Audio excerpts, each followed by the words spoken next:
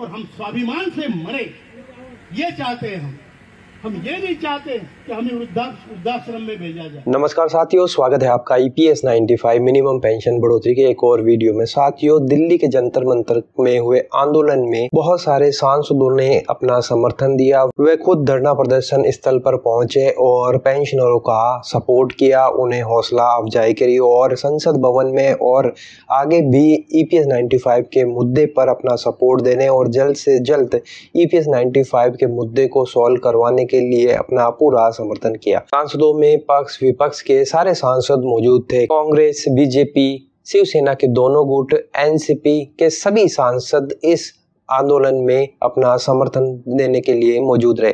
साथियों, अब इस आंदोलन में इन सांसदों ने क्या क्या कहा, आज के इस वीडियो में हम कवर करने वाले हैं। किस सांसद ने अपना वक्तव्य दिया और किस तरह से अपना समर्थन जाहिर किया, आज के इस वीडियो में हम कवर करने वाले हैं। तो वीडियो बहुत ही इम्पोर्टेंट होने वाला है, अंत तक आप वीडियो के साथ में बने रहिएगा ताकि आपको भी पता चल सके कि सांसदों ने किस तरह से पेंशनर का समर्थन किया। प्रतिनिधि होने के नाते मैं संसद के अंदर जो झूरोर होता है, शून्य प्रहार होता है, उसके अंदर ये बात जरूर मैं रखूंगा और सरकार से अवगत करूंगा। ये बात हमारे नेता आदरणीय राहुल गांधी ने भी कही थी कि सरकार आने के बाद तो हम तो देने ही वाले थे, लेकिन अब थोड़ा हिस्सा कम पड़ा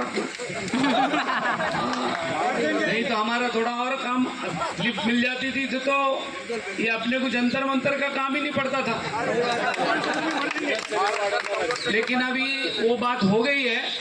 अभी मैं इतना ही कहूँगा कि आने वाले ये जो बजट सेशन चल रहा है, ये बजट सेशन के अंदर ये बात मैं जरूर रखूँगा, लेकिन वो उसके बावजूद भी करे या न करे, लेकिन ये जो डिपार्टमेंट है, जो मंत्री जी इसका काम देखते हैं, वो मंत्री जी को चिट्ठी जरूर लिखना पड़ेगी और आपका एक डेलीगेशन लोगों का जब कभी वो हमें टाइम दे, जब हम लोग उनको मिलने को भी जाएंगे और आपकी जो डिमांड है, आपकी जो मांग है, वो हमारे अपने सरकार के पास रखेंगे। अभी चुनाव तक तो ये पार्टी का रहता है, लेकिन अब पार्टी चुनाव सब खत्म हुए, अब ये सरकार अपना है, अपने देश चलाने के लिए उनको वहाँ बिठाया है। वो कस्टोडियन है, वो ट्रस्टी है, यहाँ के मालिक नहीं है, इसलिए उन्होंने वो ट्रस्ट के हिसाब से, कस्टोडियन के हिसाब से हमें न्याय देना चाहिए। ये बात मैं आपको फिर एक बार दोहराऊंगा। और सबसे अहम बात ऐसी है कि आप सब लोग यहाँ आए और आज सेशन चालू होने की वजह से सुबह से हम लोग हाउस में एक बार गए पार्लियामेंट में, तो बाहर निकलना मुश्किल हो जाता है। दोपहर में जैसा ही मुझे लगा अब चांस लेना चाहिए छुट्टी मारने की, जब स्कूल में से भाग कर आते हैं ना वैसा, तो वैसा मैं वहाँ से भाग कर आया हूँ। हमारे महाराज भी आए थे अभी, छत्रपति शाहू महाराज, वो भी आके गए, मैं जो अभी मिले बाहर, तो मुझे पता नहीं था वो आने वाले ने, तो फिर उनके साथ में आता था। एनीवे, अभी फिर भी मैं आपको इतना ही कहूँगा कि हम आपके साथ में हैं, आपको समर्थन जताने के लिए मैं यहाँ आया हूँ।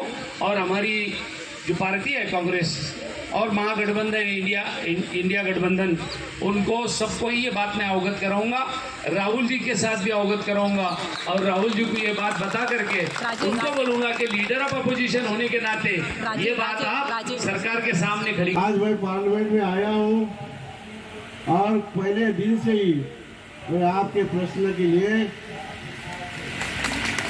सूचित रहता हूँ, चिंतित रहता हूँ।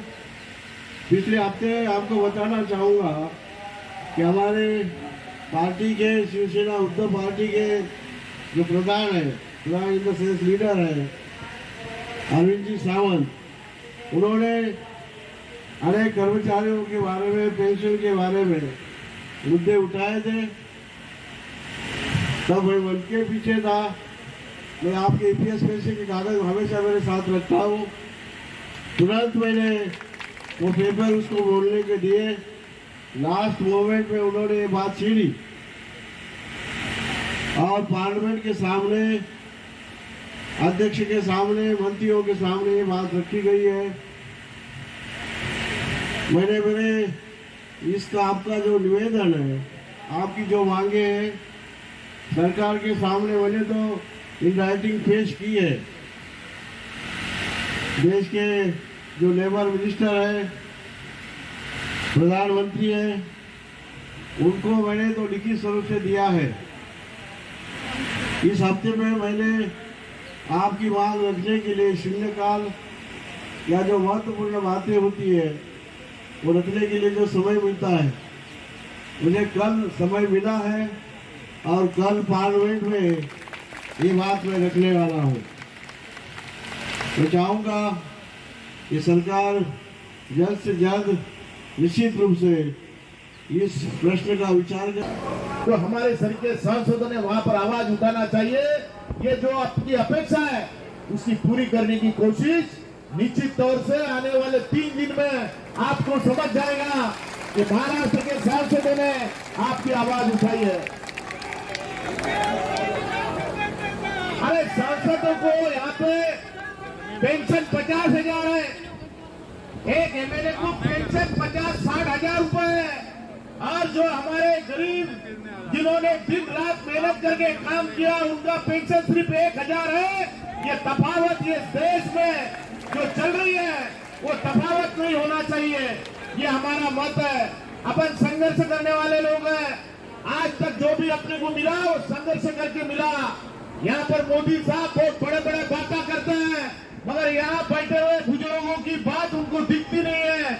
मैं उनसे भी कहना चाहता हूँ कि आप होश में आइए और हमारे इस संघर्ष समिति के जो सदस्य लोग हैं उनकी आवाज आपने सुनना चाहिए और इनको न्याय दिलाने का काम करना चाहिए। ये जो सरकार बैठी है, ये सरकार को मेरी चेतावनी है कि अगर इनकी हक की बात आपने सुने नहीं तो अगले 5 साल में आपका पत्ता साफ करने का काम ये जनता करने वाली है। मैं आप सभी भाइयों को निश्चित तौर से इस बड़ी धूप में आप किए हैं वो पैसे भी वापस देने के लिए सरकार हाना करती है, इसकी बड़ी शर्मनाक बात कोई नहीं हो सकती।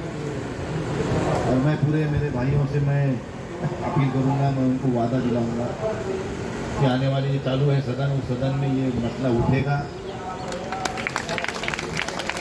इसकी मांग हम बिल्कुल आज करेंगे। आज तो रेल पे चर्चा हो रही है इसलिए 0 आवर भी खत्म हुआ है, कल हो परसों हो, आज जैसे भी मौका मिलता है उसके ऊपर हम सबको, हमारे पार्टी लीडर को भी बोलने के लिए बोलेंगे, हमको बोलने के लिए बोलेंगे कि आपका विषय ये जीना ही नहीं। आज दवाखाने में गए तो डॉक्टर 2,000 रुपये की फीस लेता है खाली चेकअप करने की, मेडिसिन तो दूर ही रहे। और हमारी तो चेष्टा हो रही है कि 1,000 रुपये पेंशन देती है। ये बहुत शर्मनाक बात है, उसको बार बार इसलिए दोहरा रहा हूँ ये सरकार को कहीं समझ में आए कि भाई हम क्या कर रहे हैं। मोदी जी एक तरफ कहते हैं कि मैं गरीब परिवार से, पिछड़े परिवार से आया हूँ, लेकिन आप पिछड़ों की भावना नहीं समझ रहे, इसमें क्या हम समझना है आपको? आप बड़े बन गए इसलिए हमारी भावना आप पिछड़े पूरा भूल गए क्या? ऐसा मैं आपको यहाँ इस बारे में कहूँगा। मैं मोदी जी से भी प्रार्थना करूँगा कि भाई ये समय है गरीबों को दुख बांटने का। आज गरीब किस हालत में जी रहा है, पूरा परिवार रास्ते पे रखे, घर में रखे, 24 घंटे ड्यूटी करके जिस लोगों ने ये देश के लिए बलिदान दिया है, जो देश के लिए योगदान दिया है, वो लोगों के प्रति श्रद्धा और निष्ठा रखना अभी अपना सरकार का फर्ज है। और मोदी जी फर्ज निभाएंगे क्या, मैं ऐसा सवाल आपको ये माध्यम से कहूँगा। और ये आपकी मांगें पूरी करने के लिए सरकार से पूरी तरीके से हम कोशिश करेंगे। मैं आपको यहाँ पे गवाही देता हूँ, अगर आप जिस तरीके से लड़ रहे हो उस तरीके से हमको भी रास्ते पे उतरने की नौबत न आए। अगर ज़रूरत पड़ी तो हम भी आपके साथ में रास्ते पे उतरेंगे और आपको न्याय दिलाने में हम कोशिश करेंगे। मैं इतना ही कहता हूँ, आप सभी पूरे हिंदुस्तान में से यहाँ आए हुए सभी कर्मचारी और 1,000 या फिर 1100, 1700, 1800 भी कुछ नहीं होता है। मैं जब प्रचार में घूम रहा था तो आपके सभी बुजुर्ग भाई मुझसे मिले और उन्होंने मुझसे ये बात कही और बड़े दुख के बाद उन्होंने कहा है कि हम जब घर पे जाते हैं तो बहू हमको बराबर से ट्रीटमेंट नहीं देती है क्योंकि तुम बोझ बन के रह गए। अरे बड़ा दुख हुआ और सही मायने में ये बहुत ही दिल को लगने वाली बात है। और आपका पैसा खुद का जमा है, तो आप किसी से भीख नहीं मांग रहे हो। और मैं आपको भरोसा दिलाता हूँ, मैं है यहाँ पे और सांसद जी हमारे संजय देशमुख जी यवतमाल से और मेरे पक्ष की ओर से और पूरा विरोधी पक्ष की ओर से हम आपके लिए जरूर आवाज उठाएंगे भाई। मैंने पर्ची भी डाली है, हमारे पूरे शिवसेना के जितने भी सांसद हैं हम उन सबके क्लब करके हमने वो पर्ची डाली है। लेकिन अभी बजट के ऊपर ही चर्चा हो रही है, 0 आवर्स में बात करके कुछ फायदा नहीं होगा, वो कोई रिकॉर्ड पे नहीं आएगा, कोई सुनेगा नहीं। चुपी हम भी अपना एक फोटो निकाल के और हमने सदन में आपकी बात उठाई बोल के एक वीडियो अगर बाहर वायरल कर दे तो उसमें बहुत बड़ी बात नहीं है। तो इसको सही मायने में अगर आपको कुछ करना है तो उसी का हमने टाइम मांगा है, तो ये सेशन में जरूर होगा। और यकीन मानिए हम आपके लिए बिल्कुल कोशिश करेंगे, जरूर कोशिश करेंगे और आपको आपका हक दिला के रहेंगे। एजुटेशन का कार्यक्रम है, हम आएंगे तो उसको बोला था हम आएंगे और वैसे आ गए। तो ये निश्चित है कि 75 लोग के लिए 75 लाख लोगों के लिए जो कुछ करना है तो वो निश्चित वहाँ होगा। और मेरे को मैं ऐसे समझता हूँ कि शासन ने बहुत पैसे लिए हैं आपके ओर से, विविध खातेों में वो रखे हैं और उसका ब्याज जो होता है वो इतना बड़ा होता है कि उससे आपका काम हो सकता है, ऐसे कोई लोग मुझे बताते हैं। तो ये निश्चित है कि आपकी जो 75 लाख संख्या है रिटायर्ड लोगों की, उनके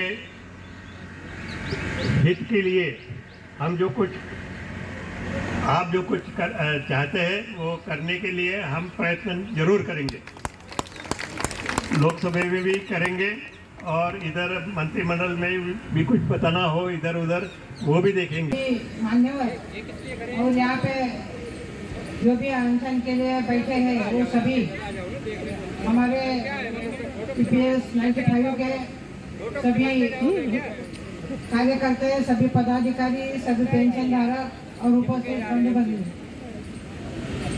आप